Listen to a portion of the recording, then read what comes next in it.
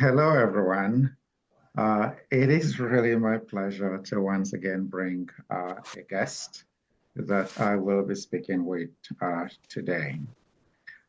So it is always my desire to just simply explore and create awareness, which really makes me want to have dialogues that not only challenge us, but also help us to take some introspective looks at ourselves and the world that we live in the hope that we can all working together make the world a better place.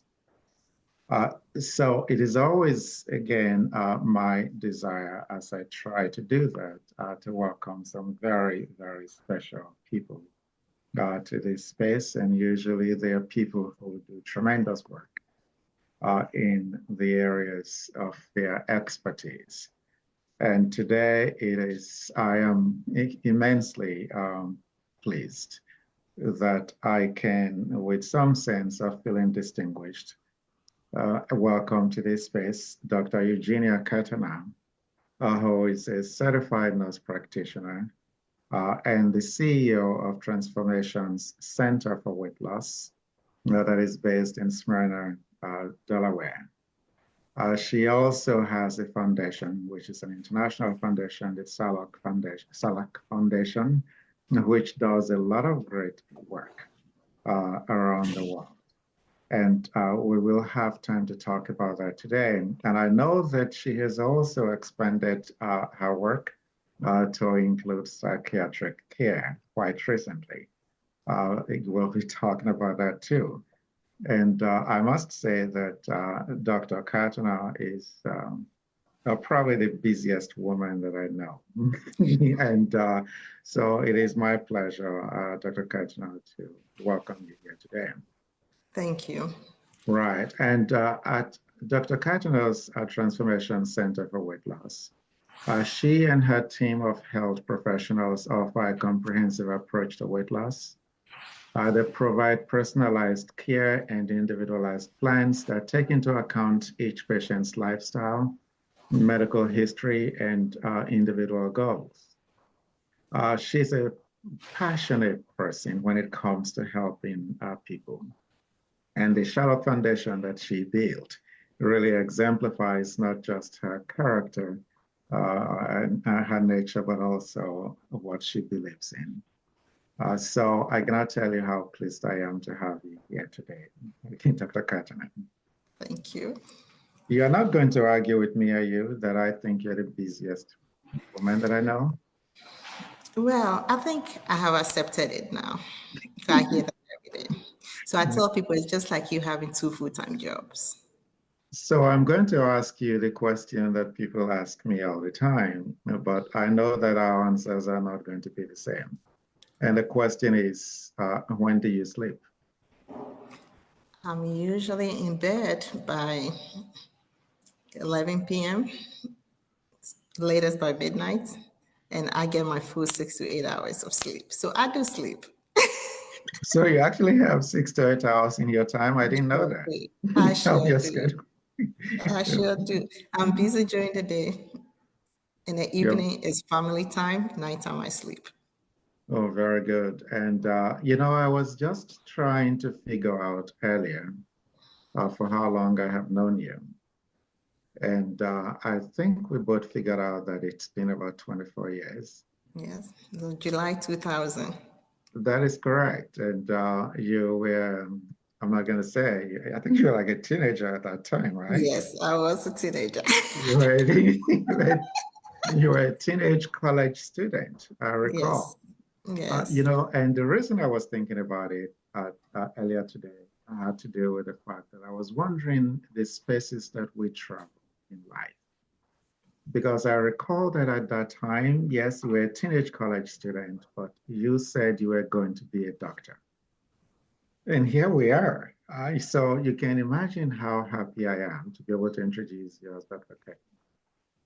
But one who does so much tremendous, such incredible work around the world. And today we'll have some time to explore all of that, right? Absolutely. So, right. So why did you decide to study nursing and who inspired you? So with the nursing, it was more about helping people. My goal wasn't to be a nurse. My goal is to help people. So even back in Ghana, before I came here in high school, I was the health prefect. So when somebody gets sick, they come to me, and dad always bring Tylenol and Advil from the US. So I always take it with me because I was in a boarding school. So whenever everybody have headache, menstrual cramps, they know where to find me. I'll give her all my Tylenol and Advil. So when I became the health prefect, for somebody to go off campus or go to the hospital, they have to come through me, give me their symptoms, and I go to the nurse and ask for the exit for me to take the person to the hospital. And it was 37 hospital, the military hospital or Achimota Hospital. Those two hospitals were close to the school. I mean, there are times where I spent the whole night in the hospital with them. So all the staff there pretty much knew me. So it wasn't surprising when I came to the US at the age of 17 when I told my dad I was going to go into the healthcare field. So actually, I was going to go to medical school. And dad told me, you know, you're a woman, you may choose to get married, have kids, and decide not to go back to school. So why don't you do nursing? If you finish and you want to continue, you can go take your MCAT and go to medical school. But if you choose to settle down with have your family, you have a career on your own. So I listened to daddy, and also those were the time where you can go open those little things on the by the bus stop and get our jobs, and they have the newspapers and stuff. That really inspired me because each time I look in the back of those newspapers, it's job openings, and there were a lot of nursing job openings. At that time, they were paying like $20 an hour, $25 an hour. Oh my God, that's a lot of money. You know, money always inspires to do certain things. So at that point, I'm like, you know what? Sure, daddy, I'll go do the nursing. And if I decide to continue, I'll go to medical school. But if not, I'll settle for the nurse. And hold and behold, my third year in college, I met the love of my life, Mike, and we dated for a year. Senior year, we both graduated at the same time, same day actually. I went to George Mason, he went to University of Maryland, and that was in May 2002. And came home, told daddy, I'm getting married. Daddy was, no, why don't you go get your master's? I said, nope, I'm in love, I'm getting married. But I promise you, I'll go back to school. So that's where it all started, and I did not regret. I still haven't regretted going to the nursing field. Since you brought up some of the things that you brought up, let me say that when we met, you are from Ghana, I am from Nigeria, but we did not meet in the United States. We Correct. met, right. We were both attending a conference in Russia. That's where we met. And you were, as I said, a young teenage college student. And I then had the pleasure years later of attending your wedding, yeah, in Maryland, very proudly, like attending the wedding of my young sister. So it was really, really nice. And you Yes. brought up Mike, and I don't know if you want to talk about that, but we, Absolutely. right. Absolutely. So I got married in 2002. Man, the same year I graduated from college. So I graduated in May, got engaged in August, got married in October, and got pregnant in December, had my first child September the following year. So 2002 was a busy year for me. But Mike was a wonderful guy. We met through a friend, and I mean, we were together for almost 17 years. And unfortunately, he was diagnosed with pancreatic cancer back in 2011. and went to be with the Lord back in 2017, December 3rd. So it's been almost 7 years now since he passed away. But he's been an inspiration to me, and his spirit still lives on, and I can see him in a lot of things that I do today. Yeah, I remember, I believe he had just turned 40 years old when he died, right? And I recall the day he died, we knew he had cancer, and the day he died, you texted me and you said Mike has died. It was just one of those very sad days. I did not know that we were going to be discussing that today, but because you brought him up, he still remains a big part of your life. And Absolutely. so it's not, I'm not shocked that in your very first response to my first question, you brought him up. And so I wanted us then to just see if you wanted to go there. It's one of those sad things. Yeah, he's part of me, and he's the reason, or part of the reason, where I am who I am today. So you give credit where credit is due. Absolutely. And you Yes. know that you continue to do amazing things from the time you became a nurse to the point where even after your doctorate, you are a doctor of nursing practice. And so even after your doctorate, you continue to do really, really great work.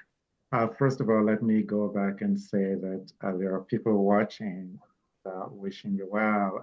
I'm reading, for example, may his soul rest in peace. Thanks for sharing. And I have also seen that's amazing. You knew what you wanted to do from start. And so I think that the question that I want to ask is all of these great things that you continue to do from your undergraduate, you would not even be at that conference in Russia where we met. You were probably the youngest person there. You were a Yes. college student. It was like, what were you doing there? Right. But you have always done these amazing things and you continue to do really great things. What drives you and what do you foresee as your legacy? It is probably weird that I'm asking a young woman, because I know that you believe that there is still a lot yet to do. So what do you, if you don't want to talk about your legacy that you foresee, talk about Oh, what drives you, what gets you to do all these things. absolutely. So I feel like we all have to leave a legacy in this world. I mean, I always ask myself, actually, it was back in 2018 after Mike passed away. And I was sitting there one day and I was like, is it all we came to do in life? Because, he was sick for almost 7 years and I was the primary caregiver for him, plus the children. So it was like constantly on the go, because like every day you have something going on. And after he passed, now you have that empty space of, okay, what am I doing here? What's next? So one day I was just lying there and I was like, there got to be more to life than just going to work, come home, cook, eat, watch TV, go to sleep. I said, God, if this is all you brought us as to this world to do, then what's the use? What's our use here? So that's when I started saying, listen, there is more we can do. We have to make an impact. We have to make a difference. We have to leave a legacy. A legacy that will continue when we are no more. And when I made that decision, I told myself, what would be the legacy for me, or what will make me want to get up every day and want to live for that day. And to me, it was back to my initial thing, making a difference and helping people. And you're definitely making a difference every day. And I you am. do, yeah, you do so much. And when I say that you are probably the busiest woman that I know, I mean it, and the way you juggle your work, your profession, your business, and that's where I really want to put you on the spot. You are a nurse and you are a doctor, but if I think of you, although I think of nurse, I think of you being a doctor, but the first thing I think about is, first of all, you are like a great person. And then the second thing I think of is a businesswoman, an entrepreneur, right? And you Yes. have these very successful businesses.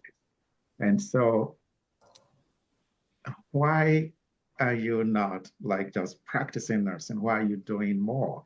And I can talk about some of the things that you're doing, and we'll talk about that very shortly. But why did you decide to become an entrepreneur? Because you actually went into business shortly after nursing school. It's not like you waited 15 years and decided, now I'm going to be a businesswoman. Actually, it's the other way around. So actually, last month we had our first minority small business owners network meeting, and I shared a little bit about how I went into business. So my first business started when I was 8 years old.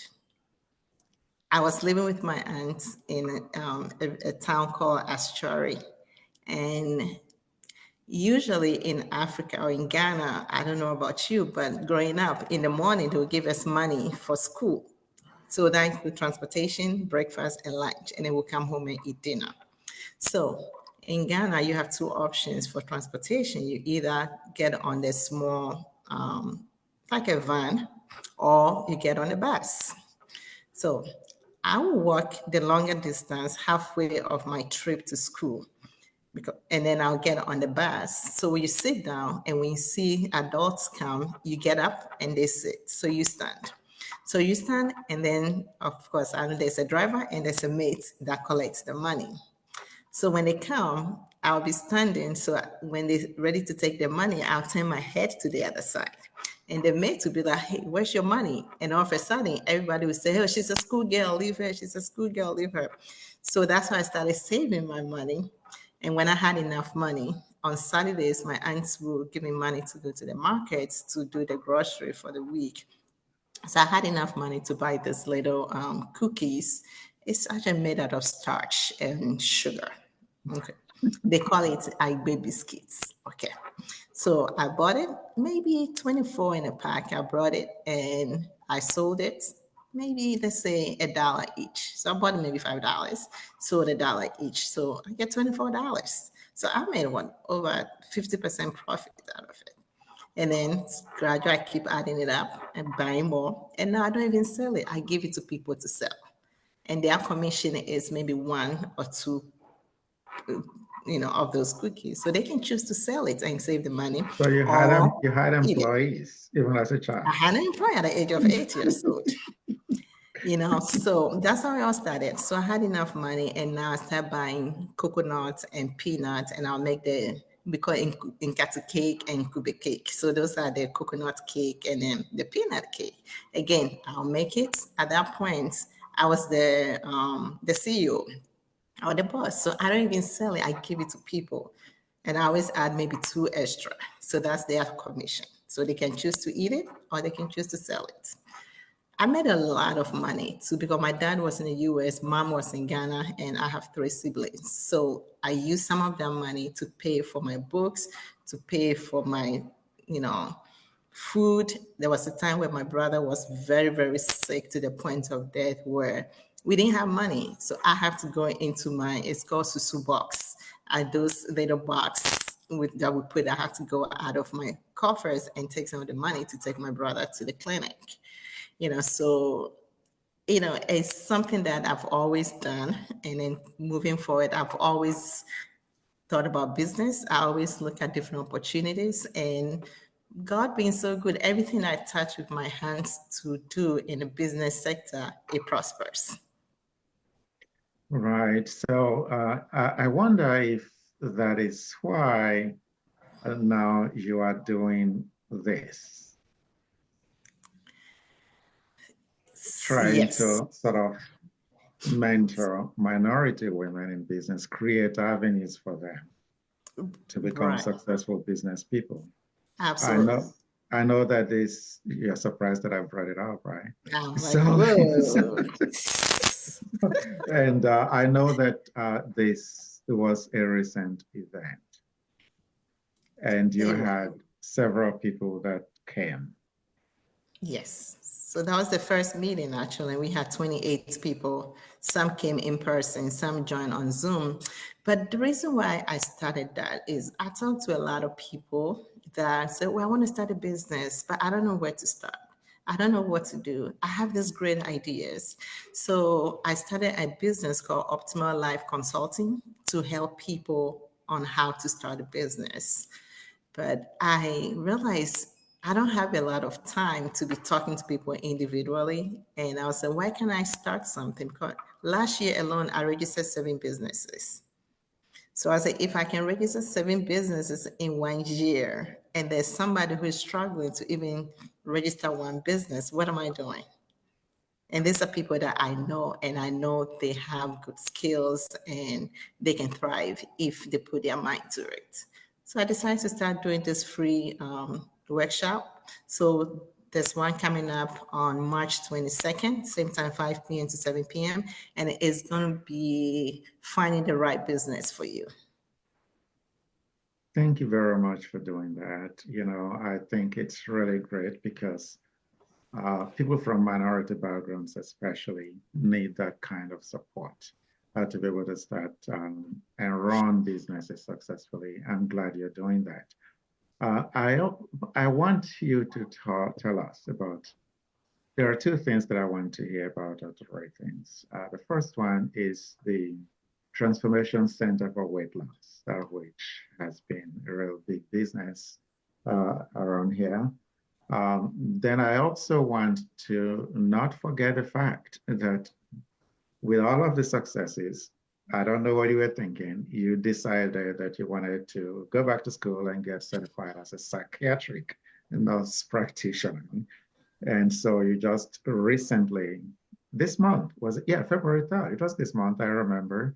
You just opened your Iris mental Embrace health, Behavior right? Health. Embrace, yes, the mental health program that just opened this month. I remember the day of the open house. So tell us about both the Transformation Center for Weight Loss and then the new mental health program. Okay. So for the transformations was open November of 2013. Again, this is how it started. When I graduated from Nurse Practitioner School back in 2011, I usually go to like churches and do health screening. I'll do, seminars, some education.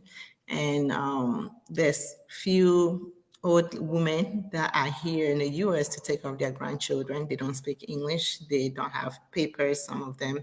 And most of them are on medication for high blood pressure, diabetes, cholesterol.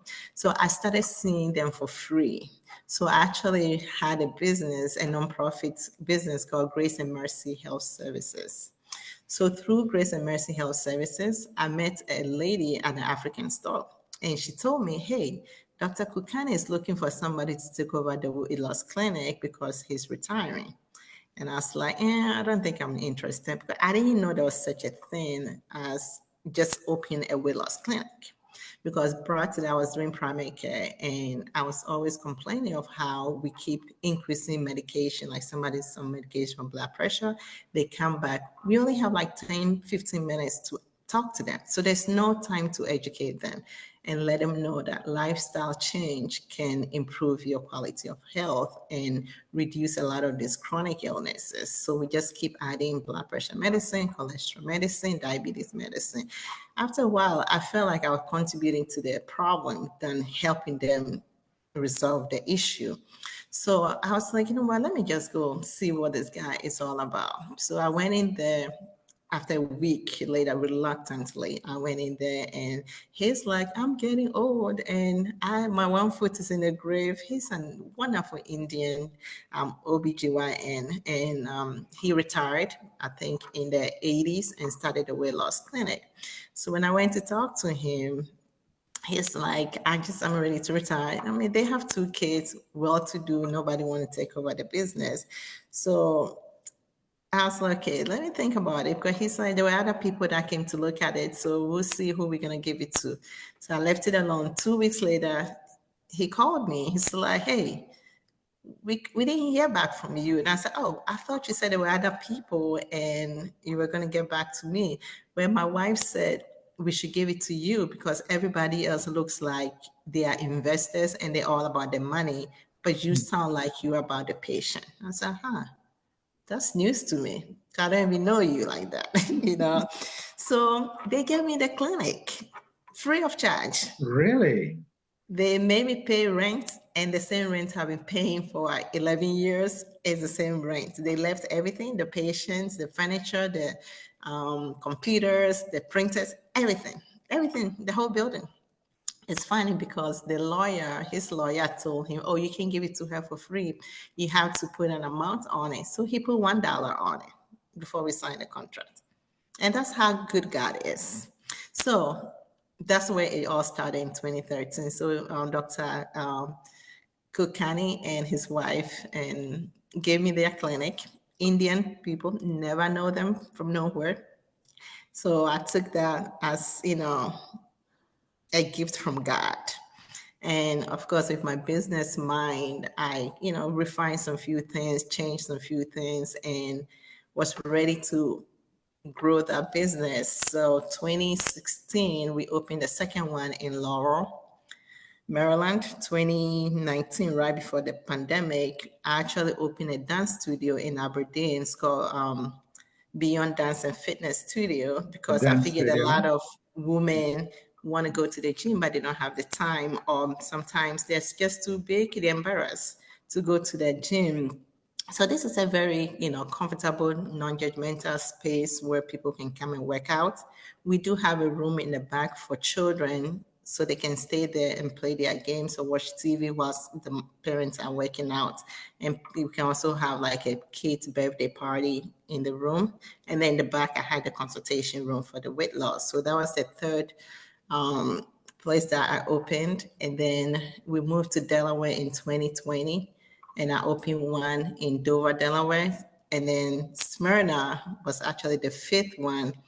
And then after that, I partnered with a guy in Minnesota, Rochester, Minnesota. So we opened a sixth one last April. It's called Apex Transformations. So I have 6 locations. Right now, I actually have a few people that are begging me to partner with them. So hopefully in the next future or in the next year or two, I'm just going to retire and just franchise out the weight loss clinic. That's Oh, surprising to no, me, right? no, no, wait, no, just, I didn't know whether to just fall off the chair when you mentioned retire. Yeah, but then you said and franchise out so I think I can understand, No, you you know, retire from the work, but you don't retire from getting the money. So the money has okay. to keep coming. Yes, and so that even when you're sleeping, you're making money.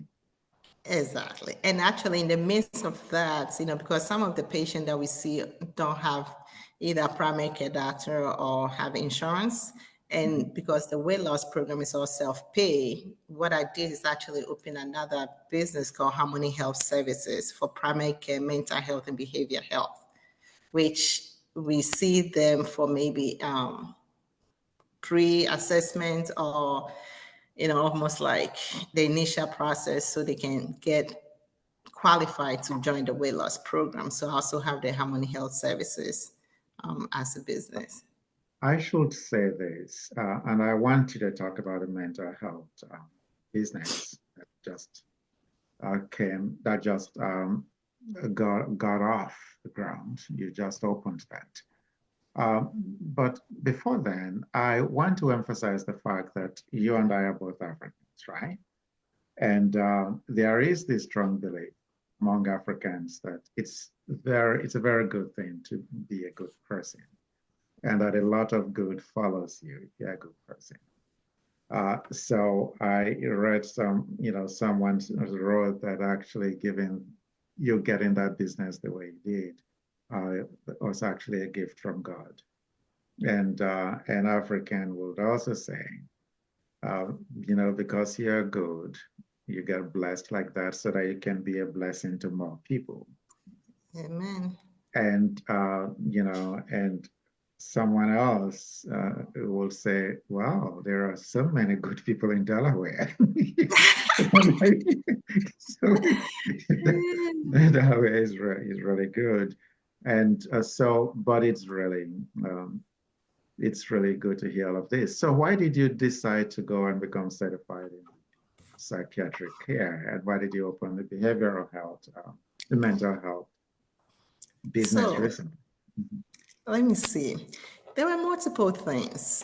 One, I know growing up, mental health was not a thing. You never hear about anybody talking about mental health.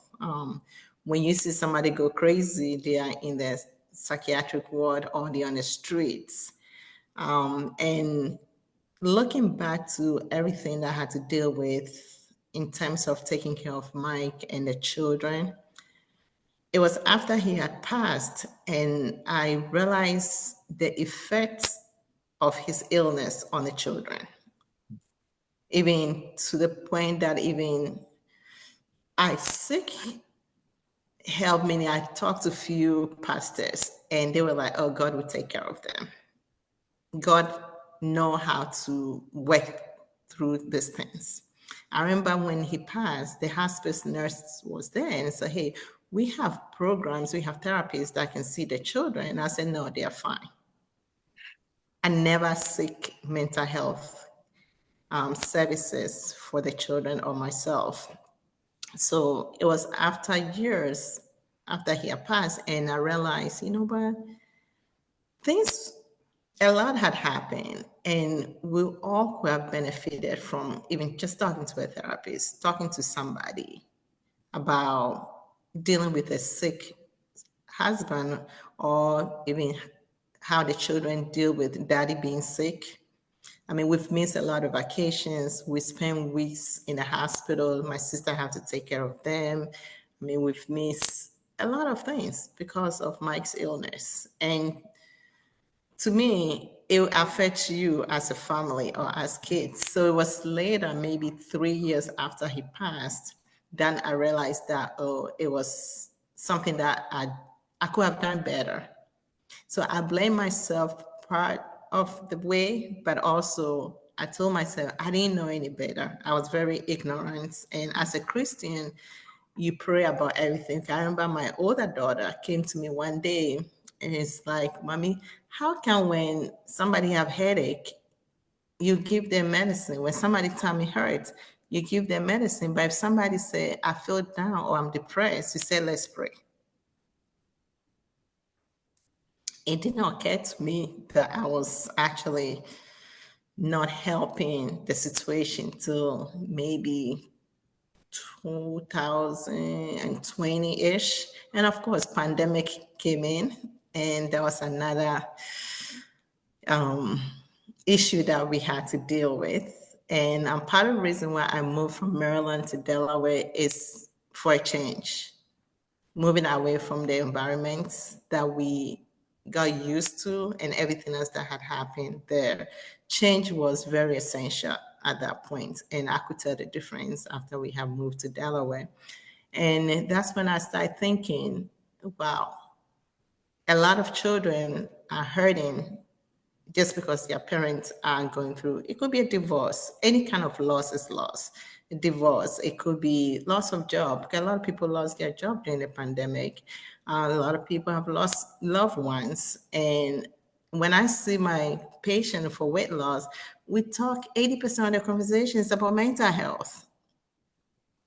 20% is about what they can do and what they cannot do.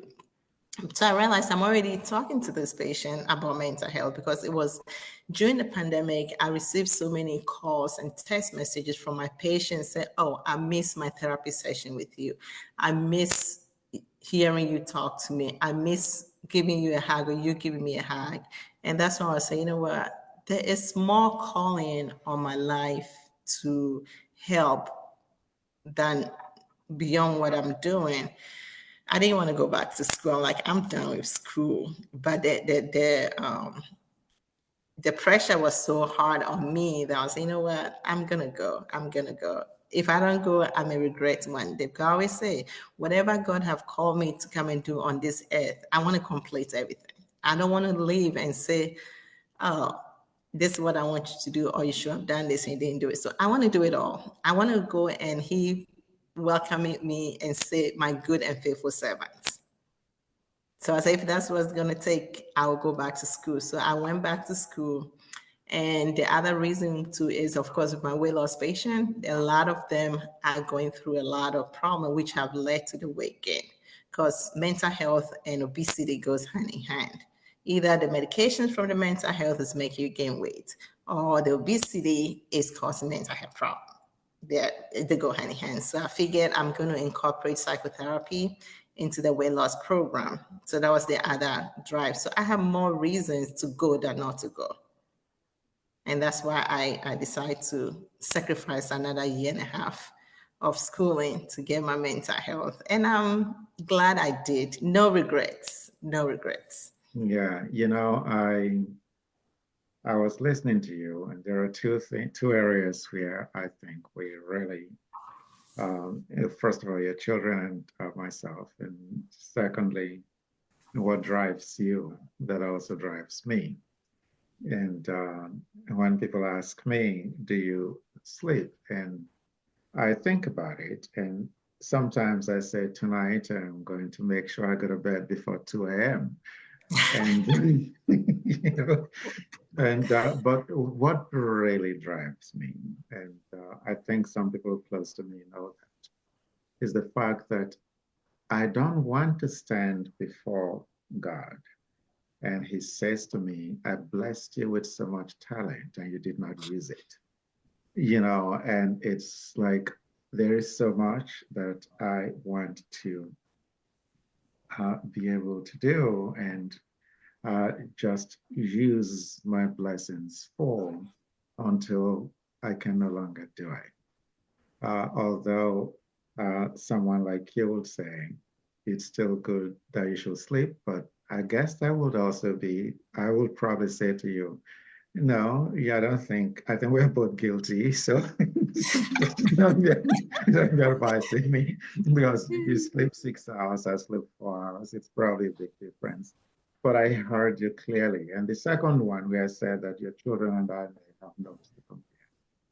But first of all, it's incredible to think of how quickly children grow.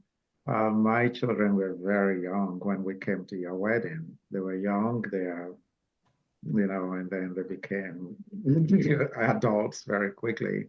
And I'm thinking about your children and how big they've got. To think of your oldest now, like he's a junior, right? She's a junior now. She is. Uh, wow. And so it makes me feel very old. And when my mother died, I was only 9 years old. And we didn't even know what psychotherapy was. And, growing up in Africa, and it was just like, mom died, we had a burial, we went to church. And that's all you did. If I think if I what ends up getting lost is the fact that there is no place to really process that loss. And so what your daughter told you is really crucial, because it's one of the reasons why there's so much stigma around mental health. And I'm glad that you went back to the 1.5 years, I studied that, and you're doing what you do now. And so I want you to talk about, there is something else that you do, which is part of the Tsalach Foundation. It's called the Women of Hope. And I know there was just a meeting in recently. That was last week, this past weekend, right? Yes. Yes, Women of Hope. Please tell me a bit about that, because it's all part of the Tsalach Foundation that you created. Yes. So Tsalach Foundation is, Tsalach is a Hebrew word meaning to push forward or to make prosper. And people ask me, why are you using a Hebrew word for your organization? And I was like, the issue is not the name or the word, is the meaning and the motive behind the meaning or the organization. So I know a lot of organizations focus on maybe healthcare. Some people would do education. Some people would do maybe, helping with clothing and stuff. But I'm the one that I'm always about holistic care. If you're gonna do it, you have to provide a total care. So let's say somebody is hungry and you're trying to pay for their education. You haven't done anything because they're still hungry, they can't study.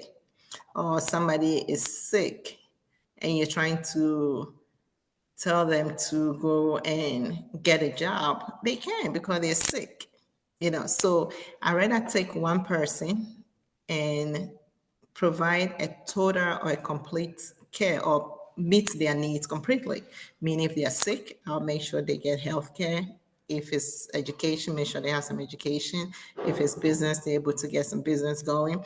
So Tsalach mainly pushing forward to make somebody prosper is to meet their needs, both physically, spiritually, psychologically, financially, and at the end of the day, you have something accomplished.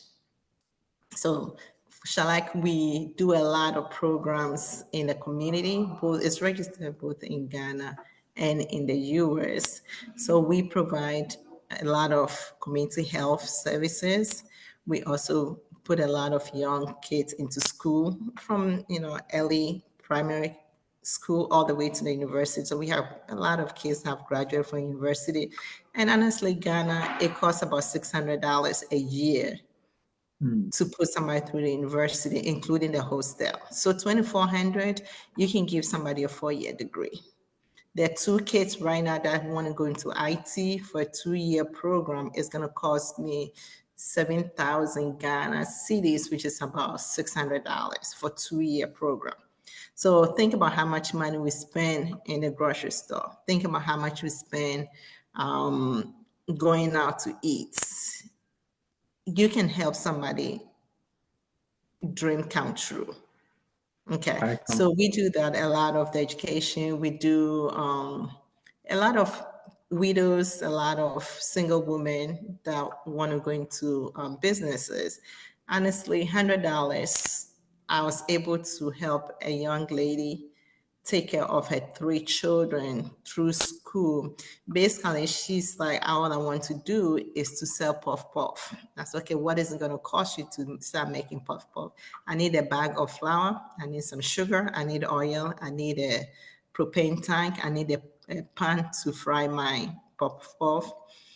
$100 was more than enough for her to start that. Within 4 or 5 months, she was able to get her own container, like a whole shop. She was able to start adding water, minerals, and now she's able to pay for her own rent.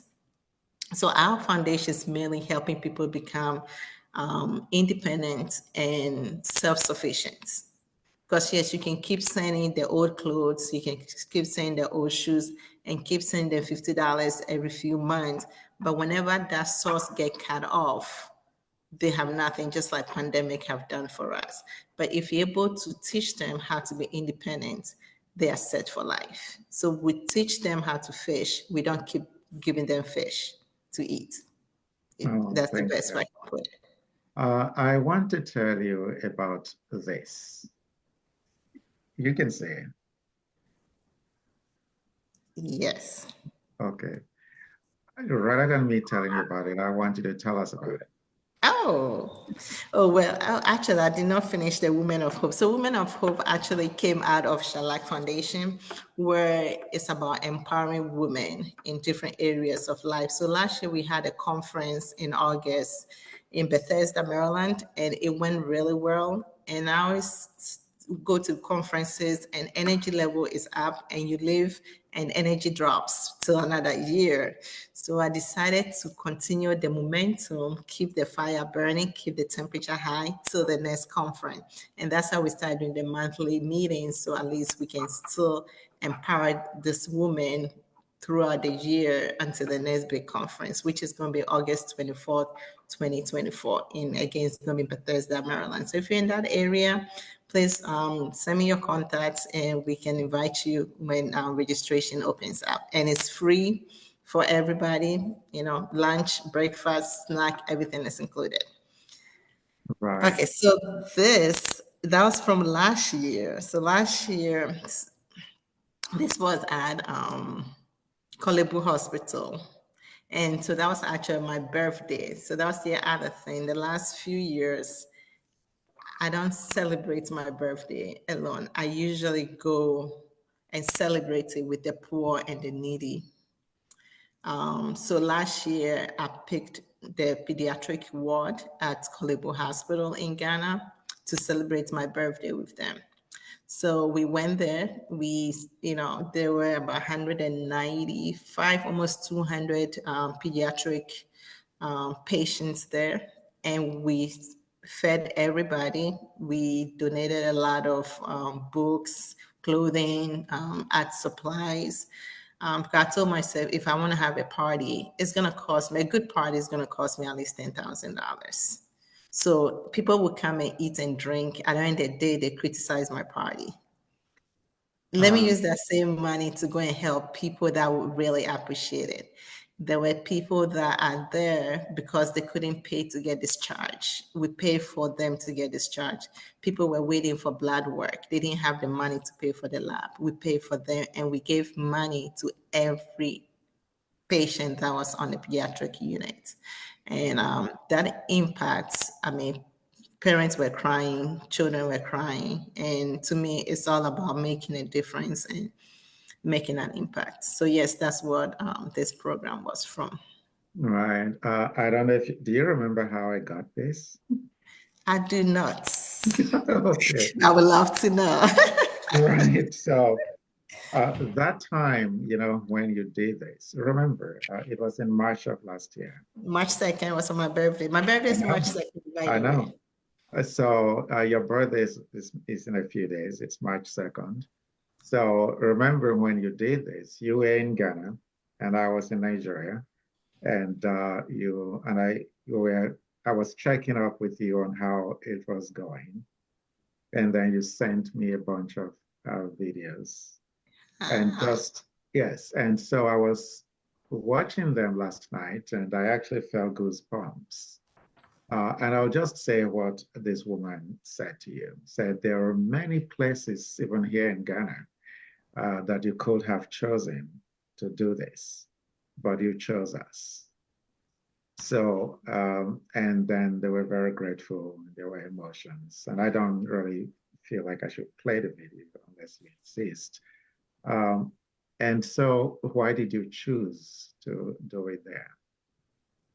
I don't know. People ask me a lot on why here, why there. I remember very well last, not this past August 2022, I went to Honduras for the same thing. And people were like, why Honduras? I said, well, because that's where I felt in my spirit that I should go. And we went shop, went up on the mountains, fed everybody there. And it was also a very humbling experience because the people there are in a bad shape. They're very, struggling over there. So when people ask me, I usually just pray and ask God, where are you sending me next? Where do you want me to go? And people will be like, oh, like I remember my mom always say, oh, when are you going to go to my village? That's where the Lord haven't told me to go to your village yet. But last October, November, when I was in Ghana, there was a flood. And they were hit really bad because my mom's village is close to the water. So I ended up going there. And I heard about it on a Saturday and I left here on a Tuesday.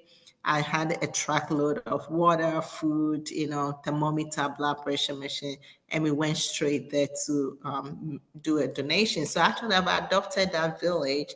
So if you look on my flyer for the upcoming mission trip, which is in a week and a half in Ghana, we adopted pediatric orthoped that we're going to do health screening. And part of the issue that the health commissioner had told me was HIV in the youth and teen pregnancy. So we're doing a 5-year initiative to eradicate teen pregnancy and HIV in youth over there. So finally adopted my mom's village to do something for them. But I always pray about it, and wherever the spirit leads me, that's where I go. You know, I actually want to thank you for all of the work that you do. And I know how busy you are. I also knew that you will be heading to Ghana again very, very soon. Less than 2 weeks.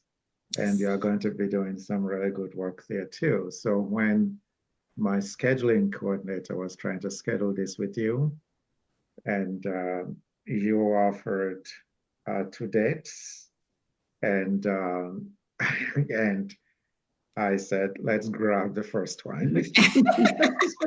You know, because I said, let's grab it because I know you're so busy that Yes. I didn't want to take a chance that you might reschedule and will not be able to catch you until after you got back from Ghana. And so when you get back from Ghana, it will be to really get an update from you on how things went. Because you're such a busy person, I don't know how you do it, but what I like to hear from you, that's a way of really rounding up this conversation that I have really enjoyed, is to ask you how you balance your professional life with your personal life as a mother who is parenting these wonderful kids, and you are running up and down doing you have, you know, like 6 locations for your business. For one of the businesses, just one of the businesses, 6 locations. And then you have like recitals and you have everything that are, you know, driving up and down. Even as we speak right now, I can disclose, right, that Yes, you you are can. actually right now in a library, you know, with one of the children. So Yes. how do you balance all of that and the work that you do internationally, all of the traveling, all of the charity work, and your commitment to your church, everything that you do, how do you balance them? For me, I just give a simple answer, and I'm not even as busy as you are. So when people ask me, oh, how do you do all of this? I say, well, I just do it by staying unconscious. So I don't even think about what I'm doing. I just do it. But for you, how do you do it? It's you just do it. You just do it. Because I'm looking at my calendar right now and I'm pretty much booked till December. I mean, Yes. like, there's barely any blank spots in my calendar until December. And I make time for everything is important to me. My kids are my top priorities, and they do so much in a community. And the apple doesn't fall too far from the tree. Last week we were in Rehoboth Beach because my middle one had a choir competition. This weekend we have dance competition. Um, 2 weeks ago there was a dance competition. So I'm a dance mom, by the way. We travel from February to June. Is dance all over. So I balance myself by making everything important, and I do what I have to do when I have to do it. My patient get good time from me. Of course, I have wonderful providers that cover the offices for me, and I'm so grateful. I'm so grateful for them. In terms of my children, I've taught them to be independent at a very early age because mommy don't have time. Okay. My 10-year-old can make her own food. She can, I'd never have to wake her up since she was in kindergarten. Jenna, it's time to get ready for school. She knows the alarm goes off, you get ready for school. If she need breakfast, you know where the waffle is, you know where the pancakes are. But I spend good amount of time with them. We do a lot of traveling together. We travel at least 3, 4 times a year. So, for instance, we are going to California for spring break. It's only going to be for 5 days because it's a dance competition when we come back.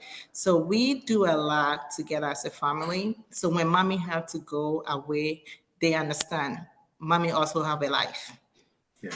If I just want to go sit somewhere, have a drink with friends, mommy have a life. And my thing is, I always tell them I have a battery. So when the battery is full, mommy can do more. When the battery is low, I cannot function. And if I can function, I can take care of you.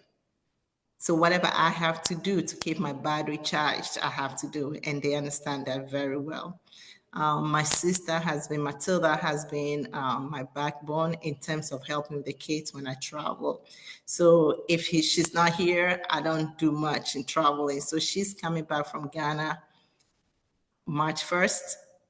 I cannot wait. She's been there since December. So it's Oh, like wow. I'm stuck. So now it's like, okay, 2 months. I personally I travel me time. Maybe once every 2 to 3 months. I go away and I go on kayak, look for the cheapest tickets, look for a holiday in a downtown, free breakfast. I can go Yeah. stay there for 4 days from Thursday to Monday. Don't have to talk to anybody. And also give me time to reflect on myself and hear God because there's too many distractions. And sometimes going away, having that personal time help you to think about your next steps and what God really wants you to do. So I every 2 to 3 months I go away just by myself. And I mean I can't I mean I've been to Puerto Rico with a ticket of $100. I've been to New Orleans for 69.99, So I mean, I make time for everything. I make time for everything. Yeah. I am very, very proud of you. Thank you. And yes, I am so proud of you. And I am grateful that you continue to do what you'd like to do. And you do it all very well and with such a remarkable grace that I think that you bring blessings to every space that you occupy. I I am, as you know, I am here in Delaware now, and I hadn't seen you since like for many, many, many years, right? And then I saw you when I got here to Delaware, and you that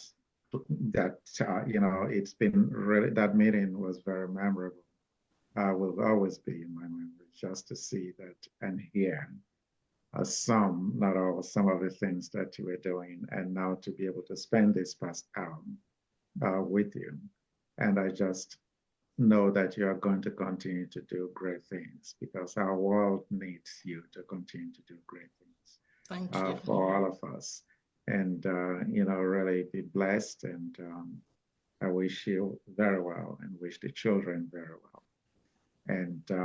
And people, our state of Delaware will continue to, and all of the states that you have those locations will continue to reap the blessings of your hard work. And Thank I know that the mental health piece is in Laura. And but thank you very much for giving us this hour today. I don't know where you plucked the hour from that your busy schedule, but all I know is that I am really grateful. And I hope that when you come back from Ghana, we'll find time to meet again. Okay, we will. So Karis Embrace, the mental health services that we open, and we did a grand opening in Laurel in February this month. And when I come back from Ghana, we're doing the grand opening for the one in Smyrna. Oh, And that yeah. would be March 23rd in the morning from 9 to like 1 o'clock. So Right. So hopefully, you're opening the mental health piece. You're yes, opening a branch in Smyrna. yes, It's very well, it's really needed. And let's talk because you know what I'm doing here in Delaware, and that will be of great service to yeah. our social work program. And our social work program can also, it will, can also help in any way And in any way that, I can be of help, just let me know. Not just big brother, but very old brother. Yeah. we Yes. will be Yeah. there to assist. And so thank you very much. And It's a pleasure. stay well. Thank you. You too. I am going to sing happy birthday to you, but Oh, I know there are so many people watching now, and I don't want them to say, "Oh, he just messed it up by singing." But I know you don't mind. Well, it's still a few days away, so I'll call you and sing happy birthday to you. absolutely. We'll be in competition that weekend, but yeah, I'll still be available. Yes. So happy birthday in advance. Just a few Thank you. days to go. Enjoy Thank you so and much. have a very good day. Thanks. You Okay, too. right. Bye bye. Bye.